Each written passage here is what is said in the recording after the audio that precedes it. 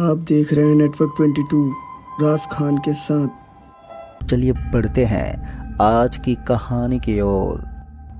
दोस्तों, छिनार का क्या मतलब होता है वो तो आप जानते ही होंगे, और अगर नहीं भी जानते हैं तो मैं आपको बता दूं कि छिनार वो होती है जो हर लड़के या आदमी को अपना बनाकर छोड़ देती है, और साथ ही इससे भी ज़्यादा।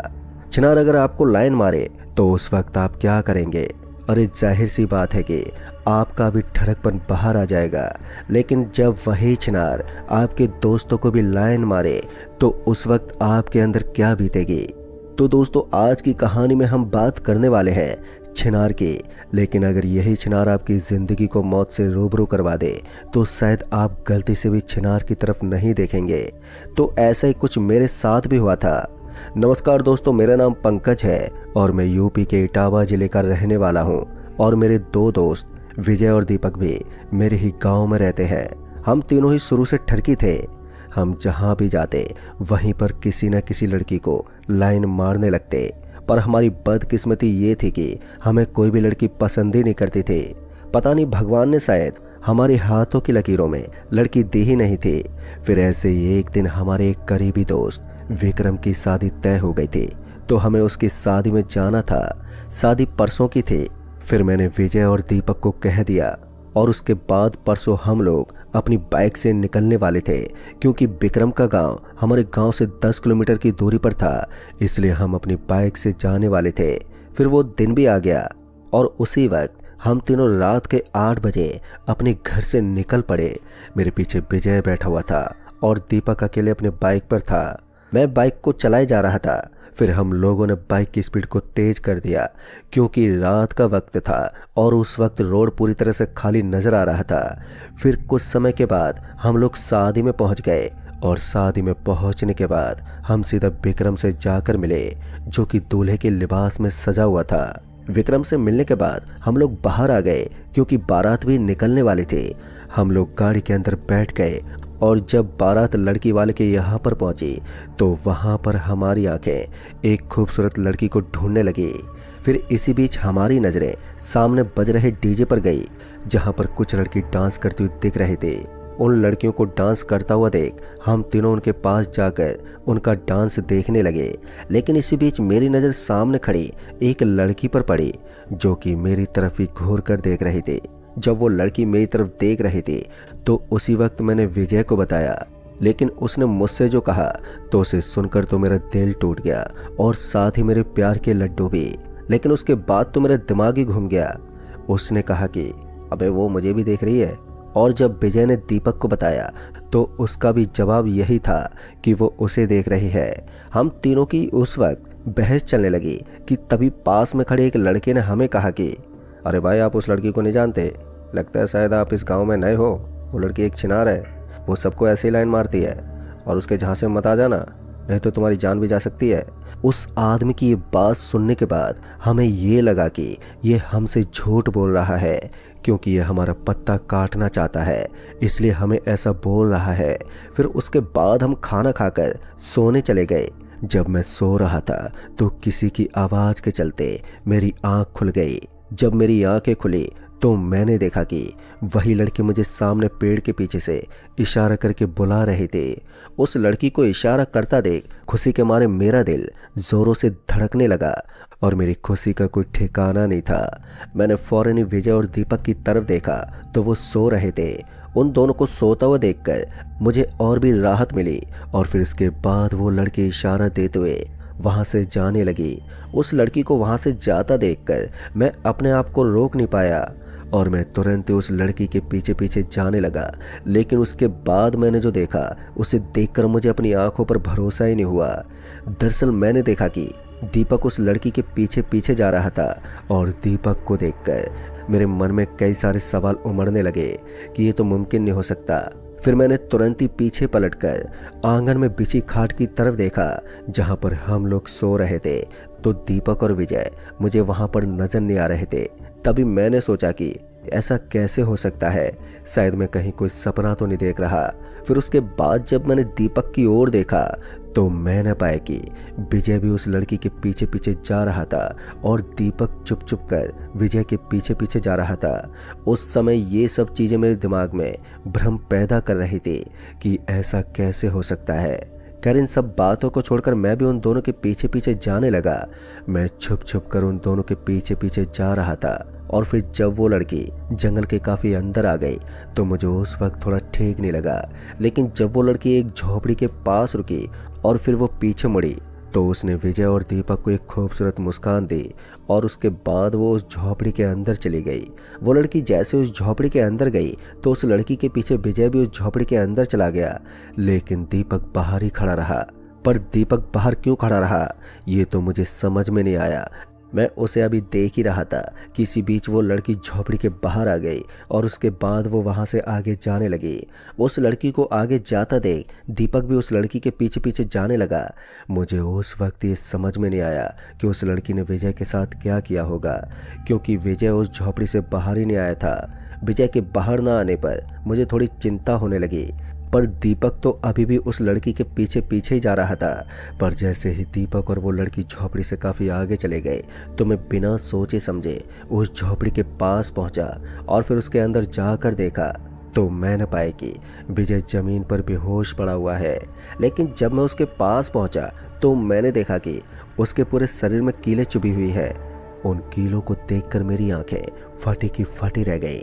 जब मैंने विजय को इस हालत में देखा तो मैंने तुरंत ही विजय को उठाने की कोशिश की और जब विजय उठा तो उठते ही उसने कहा कि भाई भाग जा यहाँ से, वरना वो तुझे भी नहीं छोड़ेगी। विजय ने अभी इतना ही कहा होगा कि तभी उसके मुंह से खून बाहर निकलने लगा, जिसे देखकर मेरा दिल दहल उठा। मेरा शरीर एक पल के लिए सुन्न पड़ गया। उस वक्त मेरा शरीर इस कदर कांप रहा था कि जैसे जनवरी का महीना चल रहा हो। हालांकि उस वक्त तो जून का महीना था, लेकिन उसके बावजूद भी उस झोपड़ी के अंदर मुझे ठंड महसूस हो रही थी। उसका कारण तो मुझे नहीं मालूम, लेकिन मैं इतना तो जान चुका था कि अगर मैंने दीपक को उस लड़की के पास जाने से नहीं रोका तो उसके साथ भी कुछ ऐसा ही भयानक हो सकता है। मैं अभी यही सब सोच ही रहा था कि तभी विजय ने कहा कि भाई चाहे कुछ भी हो जाए लेकिन उस लड़की की आंखों मत देखना। अगर तुमने ये गलती की तो वो गलती तुम्हारी जिंदगी की आखिरी गलती होगी जो कि मैंने की है। विजय इतनी दर्द भरी आवाज में बोल रहा था कि उसे देखकर मेरी आंखों में आंसू आने लगे थे। मैं उससे कहे जा रहा था तुझे कुछ नहीं होगा यार, मैं तुझे बचा लूंगा। लेकिन उसके बाद विजय के गले से एक दर्द भरी चीख निकली और उसके बाद उसने अपना दम वहीं पर तोड़ दिया। जैसे ही विजय ने अपना दम तोड़ा तो उसी समय मेरे पैरों तले जमीन खिसक गई, क्योंकि किसी अपने को अपने आंखों के सामने मरता देख उस आदमी के अंदर क्या बीतती है वो आप जानते ही होंगे। लेकिन उसी वक्त जब मुझे ख्याल आया कि दीपक भी उसी लड़की के पीछे पीछे गया है तो मेरी बेचैनी और भी ज़्यादा बढ़ने लगी थी। मैं उस वक्त घबराने लगा और फिर उसी के चलते मैं विजय को वहीं पर छोड़कर दीपक के पास जाने लगा। लेकिन जब मैं उस झोपड़ी से बाहर निकला और उसके बाद झोपड़ी से थोड़ा आगे गया कि तभी मुझे किसी चीज़ के जलने की बदबू आने लगी। और फिर जब मैंने पीछे देखा तो मुझे बिल्कुल भी विश्वास नहीं हो रहा था, क्योंकि वो झोपड़ी मेरे आंखों के सामने जल रही थी। उस झोपड़ी को अपनी आंखों के सामने जलता देख मैं बिना सोचे समझे उस झोपड़ी के पास गया और जब मैंने उस झोपड़ी के अंदर जाने की कोशिश की कि तभी आग की लपटें और भी ज़्यादा तेज हो गई, जिस वजह से मैं अंदर ना जा सका। लेकिन उसके बाद वो आग और वो झोपड़ी मेरे आंखों के सामने से गायब हो गई। तो उसके बाद मेरे अंदर डर की सीमा और भी ज़्यादा बढ़ने लगी, क्योंकि अब उस जगह पर विजय की लाश थी नहीं और ना ही कोई झोपड़ी। ये सब नज़ारा मेरे अंदर खौफ पैदा कर रहा था। अब मैंने कुछ नहीं सोचा, सीधा दीपक को बचाने के लिए मैं उसके पास जाने लगा, क्योंकि मैंने अपना एक दोस्त तो खो दिया था, लेकिन अपना दूसरा दोस्त मैं खोना नहीं चाहता था। और जब मैं भागते भागते उस जंगल के और भी अंदर गया तो मुझे दीपक कहीं भी दिख नहीं रहा था और ना ही वो लड़की। उस वक्त मैं बहुत ही ज़्यादा परेशान हो रखा था। अगर हम उस लड़के की बात मान लेते तो ये सब हमारे साथ नहीं हो रहा होता। मैं अभी दीपक को ढूंढ ही रहा था कि तभी मेरी नज़रें सामने की ओर गई तो मैंने देखा कि दीपक को वो लड़की अपने पीछे पीछे लेकर जा रही थी। मैंने उसी समय दीपक को आवाज़ लगाई, लेकिन पता नहीं दीपक को मेरी आवाज़ सुनाई नहीं दे रही थी। मैंने दोबारा कोशिश की, मगर फिर भी वो रुका नहीं और उस लड़की के पीछे पीछे चले जा रहा था। पर जब दीपक को मेरी आवाज़ सुनाई नहीं दी तो मैंने सोचा कि अब मुझे खुद ही उसे जाकर रोकना होगा, नहीं तो उसके साथ भी वैसा ही होगा जैसा कि विजय के साथ हुआ है। अब ये सब सोचकर मैं फौरन ही तेजी के साथ दीपक के पास भागा, लेकिन जब मैं दीपक के पास जा रहा था तो पता नहीं कैसे मैं दीपक के नज़दीक पहुंच ही नहीं पा रहा था। मैं जितना उसके करीब जा रहा था तो वो उतना ही मुझसे दूर जा रहा था, जो कि मेरी सोच से भी परे था कि ऐसा कैसे हो सकता है। जब मैं उसके करीब नहीं पहुंच पाया तो मैंने सोचा कि उसको मैं एक पत्थर उठाकर मार देता हूं ताकि वो मुझे पीछे मुड़कर देख सके। फिर मैंने वहीं पड़े एक छोटे पत्थर को उठाया और उसके बाद दीपक की ओर फेंका। जब वो पत्थर दीपक को जाकर लगा कि तभी दीपक दर्द से चिल्लाया, जिसके बाद वो इधर उधर देखने लगा और तभी उसने कहा, अरे भाई कौन है, किसने ये पत्थर मारा है? पर जब दीपक ने पीछे मुड़कर देखा तो उसने कहा, अरे पंकज तू यहाँ पर कैसे? तू तो सो रहा था ना।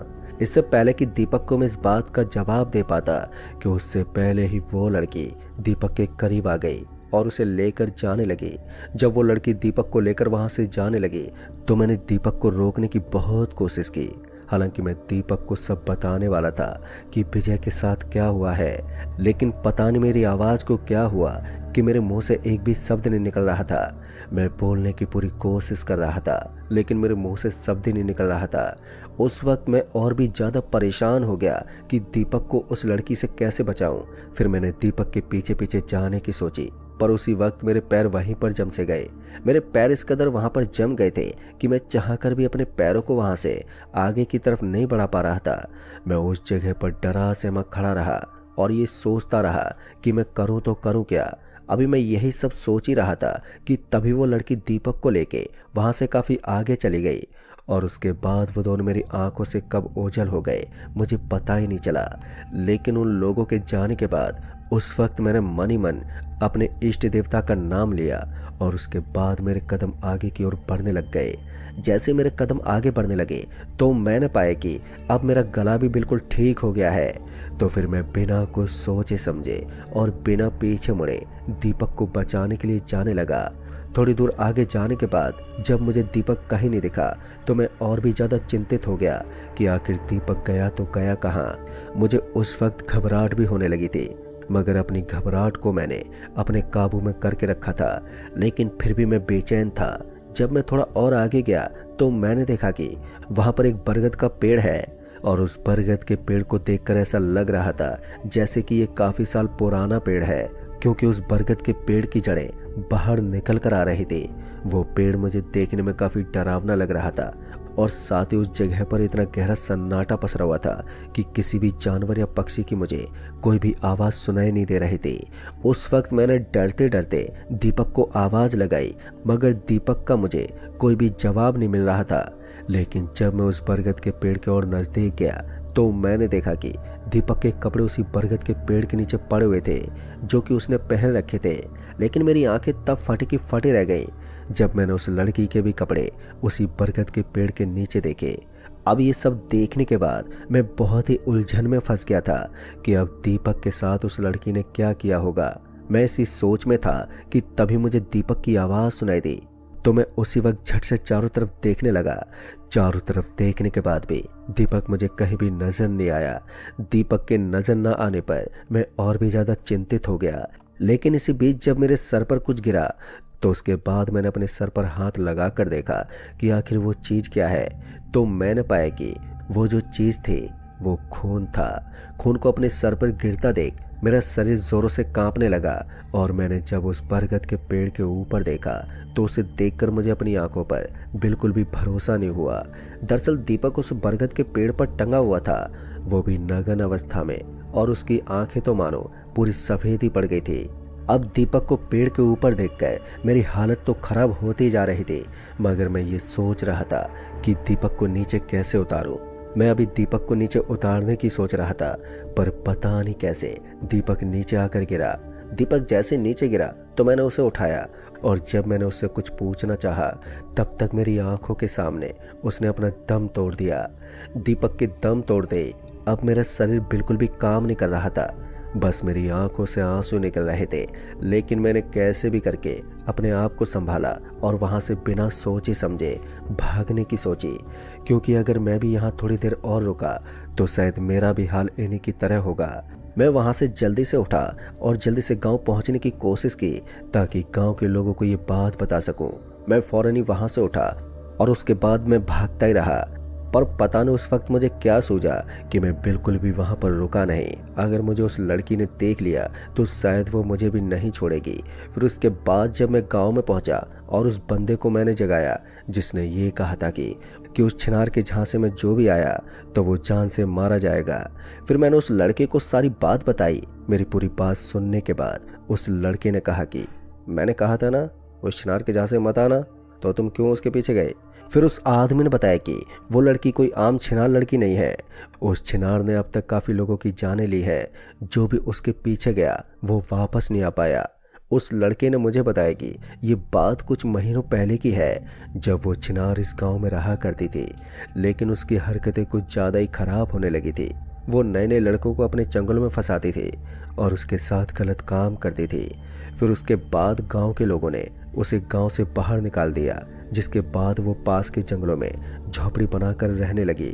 लेकिन उसके बाद वहाँ पर पता नहीं उस लड़की के साथ किसने क्या किया वो तो हमें भी नहीं मालूम, लेकिन हमें उसकी झोपड़ी जली हुई मिली और साथ ही वो नग्न अवस्था में थी, जिससे साफ जाहिर हो रहा था कि उसके साथ बहुत ही गलत काम किया है।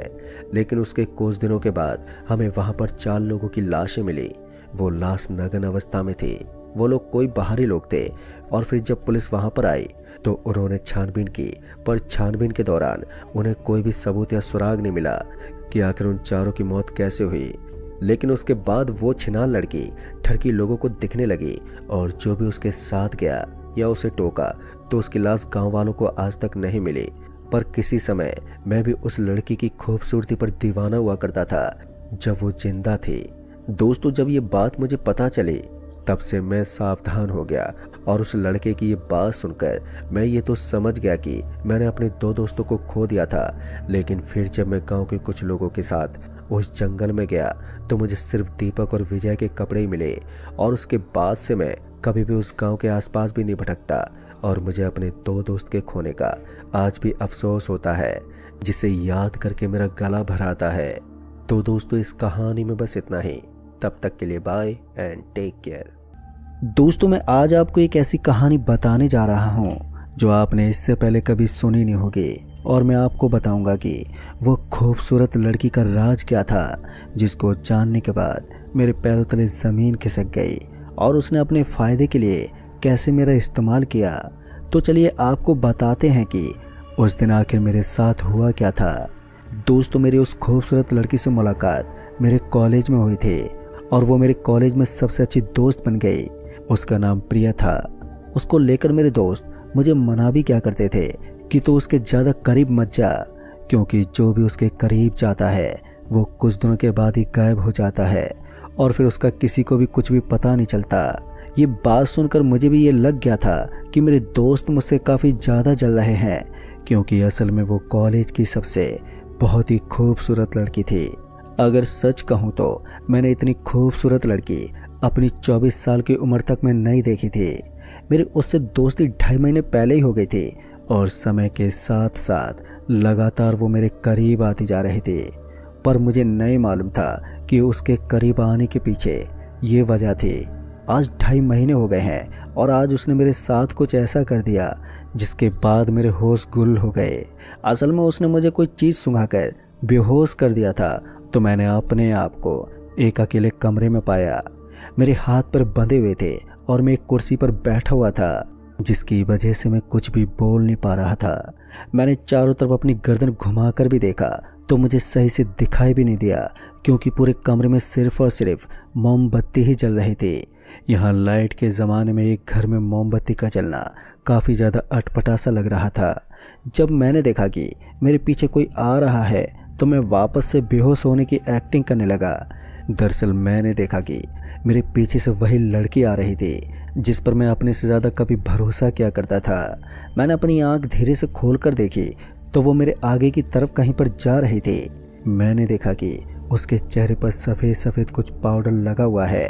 तभी मैंने जल्दी से अपनी आंखें बंद कर ली, क्योंकि उसकी गर्दन अब मेरी तरफ ही घूमने वाली थी। मैं बेहोश होने की एक्टिंग ही कर रहा था कि तभी मैंने देखा कि वो एक सफ़ेद चौक को लेकर गोला बना रही है और इस गोले के अंदर बैठकर वो कुछ तंत्र मंत्र पढ़ रही है। मैंने अपनी एक आंख धीरे से खोलकर देखा तो मैंने पाई कि उसकी दोनों आंखें बंद हैं, उसके बाल खुले हुए हैं और वो देखने में इस वक्त इतनी भयानक लग रही थी जिसको शब्दों में मैं आपको बता नहीं सकता। दरअसल मैंने देखा कि उसके हाथ में एक कंकाल मौजूद था। वो उस कंकाल के ऊपर अपना एक हाथ रखी हुई थी और अपने दूसरे हाथ को अपने चेहरे पर मल रही थी। तभी मैंने देखा कि एक काले रंग की परछाई जाकर उसके पास में खड़ी हो गई, पर उस परछाई को देखकर मेरे होश गुल हो रहे थे और मैं बुरी तरह से डर रहा था। फिर मैंने अब अपनी दोनों आंखें खोल ली थी और अब मुझे उसका डरावना चेहरा और भी ज़्यादा डरा रहा था। मैं समझ गया था कि इसको लेकर जो लोग बोलते हैं वो बातें बिल्कुल सही है और मैं इसका शिकार बन चुका हूँ, और जो भी इसका शिकार बनता है फिर वो बचता नहीं। अब मुझे वापस से वो पुराने दिन याद आने लगे जब मैं इस लड़की के लिए पूरी दुनिया से लड़ने के लिए तैयार हो गया था।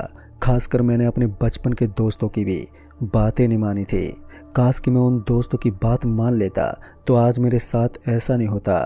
दोस्तों, कहानी में आगे बढ़ने से पहले आपको ये जान लेना चाहिए कि आखिर इस लड़की को लेकर कॉलेज में किस तरीके की बातें उड़ी हुई थी। लोगों का कहना था कि प्रिया देखने में खाली प्यारी है। लोगों का कहना था कि ये पहले नौजवान लड़कों को अपने प्यार के जाल में फंसाती है और उसके बाद उन लड़कों का कोई अता पता नहीं चलता, और जैसे वो लड़के कहीं गायब होते हैं ठीक वैसे ही ये प्रिया और भी ज़्यादा खूबसूरत दिखने लगती है। कुछ लोगों का यहाँ तक मानना है कि प्रिया काली शक्ति का इस्तेमाल करके नौजवान लड़कों का खून पीती है और काली शक्ति का सहारा लेकर अपने आप को और भी ज़्यादा खूबसूरत बना लेती है। खैर, मैं इस बात पर बिल्कुल भी यकीन नहीं करता था, लेकिन अपने आप को इस जगह पर देखकर मुझे इस चीज़ पर यकीन हो गया था कि लोग सही बोलते थे और मैं भी मारा जाऊंगा उन लड़कों की तरह जो कि इससे पहले गायब हो गए थे। मैं अपनी दोनों आंखें खोलकर उस डायन को देख ही रहा था जो कि कुछ देर में मुझे मारने वाली थी कि तभी मैंने देखा कि उस डायन का मंत्र पूरा हो गया और वो अपनी जगह पर खड़ी हो गई। मैंने देखा कि वो पहले से बहुत ही लंबी लग रही थी। फिर जब मैंने अपनी नज़र उसके पैर की तरफ करी तो मैंने देखा कि उसका पैर हवा में था।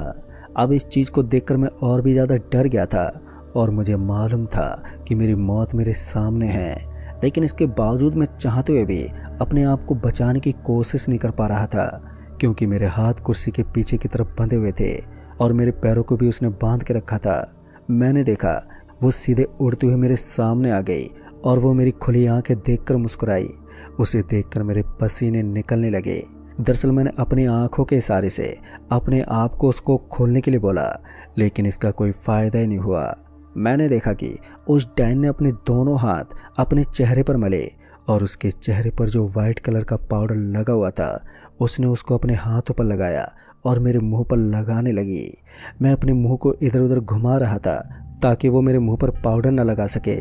उसने ज़बरदस्ती मेरे चेहरे पर पाउडर लगा दिया और पीछे की तरफ गर्दन घुमा कर देखा जहाँ पर वो बैठकर तंत्र मंत्र कर रही थी।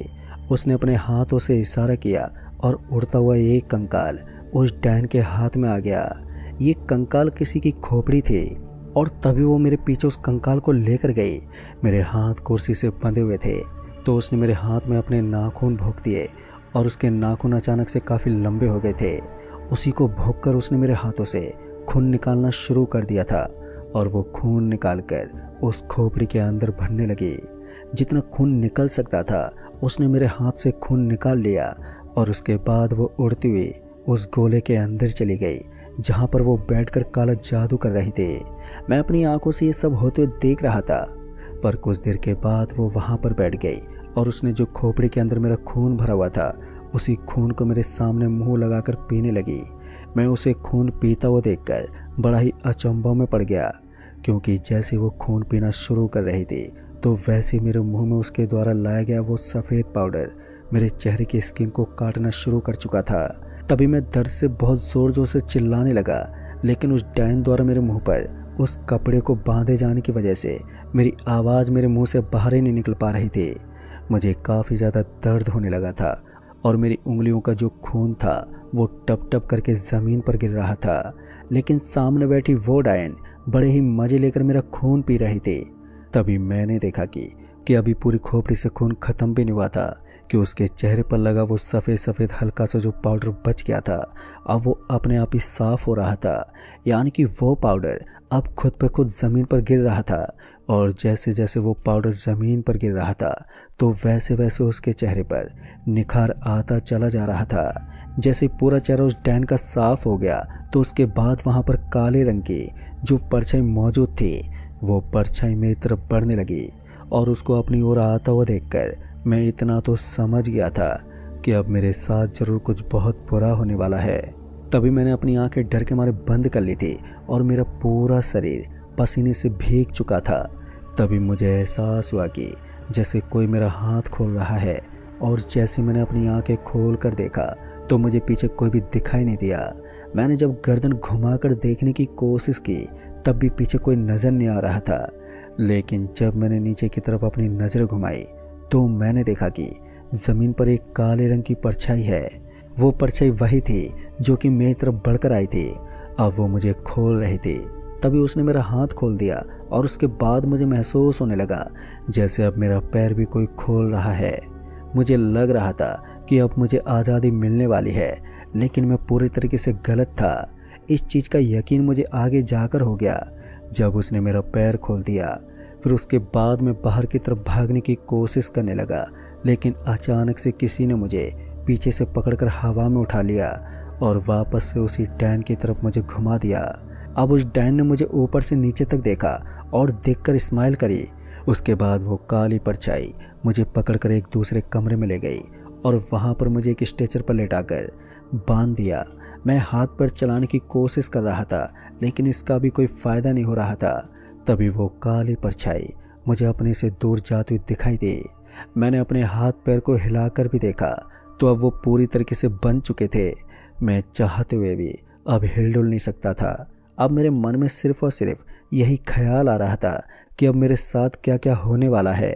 मैं यही सब सोच रहा था कि तभी अचानक से ना जाने कहां से एक बाल्टी पानी जैसे किसी ने लाकर मेरे चेहरे पर डाल दिया। और जैसे मेरे चेहरे पर पानी पड़ा तो मैं दर्द से छटपटा उठा। मेरे चेहरे पर जो सफ़ेद रंग का पाउडर डैन ने लगाया हुआ था अब वो पाउडर साफ़ हो गया था और मुझे नीचे बहता हुआ दिखाई दे रहा था। अभी मैं होश में आया भी नहीं था कि सामने से मुझे वही डैन आते हुए दिखाई दी। उसके हाथ में एक मिरर मौजूद था। वो मिरर लेकर मेरी तरफ बढ़ रही थी और अचानक से लाकर उसने वो शीशा मेरे मुंह के सामने कर दिया। और उस मिरर में मैंने जैसे देखा तो मेरे पैरों तले ज़मीन खिसक गई और उस शीशे को देखकर मैं बुरी तरह से डर गया था।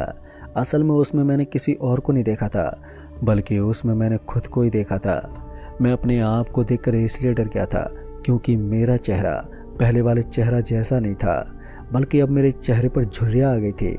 मैं किसी बूढ़े की तरफ नज़र आ रहा था और जैसे मैंने मिरर में अपने आप को देखा तो मैं ज़ोर से चिल्लाया, लेकिन इन सभी चीज़ों का कोई भी फ़ायदा नहीं हो रहा था। उस डैन ने उस मिरर को हवा में उछाल दिया और जैसे वो मिरर हवा में उछला तो उसने ना जाने अपने मुंह से क्या मंत्र पड़ा कि वो मिरर जैसे नीचे आया वो मिरर चाकू में बदल गया। अब वो डैन चाकू लेकर मेरा गला काटने वाली थी क्योंकि वो बार बार मेरे गले की तरफ ही देख रही थी, लेकिन उससे पहले ना जाने वो अजीब सा मंत्र पढ़ रही थी जिसकी वजह से उसने अपनी आंखें बंद कर रखी थी। मुझे मेरा आखिरी पल दिखाई दे रहा था। मैं इतना तो समझ गया था कि मेरा गला काट कर जो भी इसको मेरे साथ करना होगा ये वो करेगी। और मौत से पहले जो अपनी कुछ यादें होती हैं उन यादों को मैं याद ही कर रहा था। मैं अपनी आंखें बंद कर चुका था और तभी अचानक से एक ज़ोरदार आवाज़ आई। जैसे एक ज़ोरदार आवाज़ आई तो मैंने अपनी आंखें खोली तो मैंने देखा कि मेरे दोस्त लोग मेरे सामने खड़े हुए हैं और वो चुड़ैल ज़मीन पर गिरी पड़ी थी। असल में दोस्तों ने पीछे से आकर उस डायन के सर पर एक ज़ोरदार डंडा मारा जिसकी वजह से वो वहीं नीचे गिर पड़ी। दरअसल मेरे चारों दोस्त मुझे बचाने के लिए आ गए थे। उसके बाद मेरे दोस्त राजवीर ने मेरा हाथ पैर खोला और मुझे गले से लगा लिया। उधर दूसरे दोस्तों ने तब तक पुलिस को भी कॉल कर दिया था। सब लोग मुझे ही देख रहे थे, लेकिन मैं अपनी नज़र इधर उधर घुमाकर उस काली परछाई को देख रहा था जो कि अभी थोड़ी देर पहले मुझे यहाँ पर लाकर बांध के रखी थी।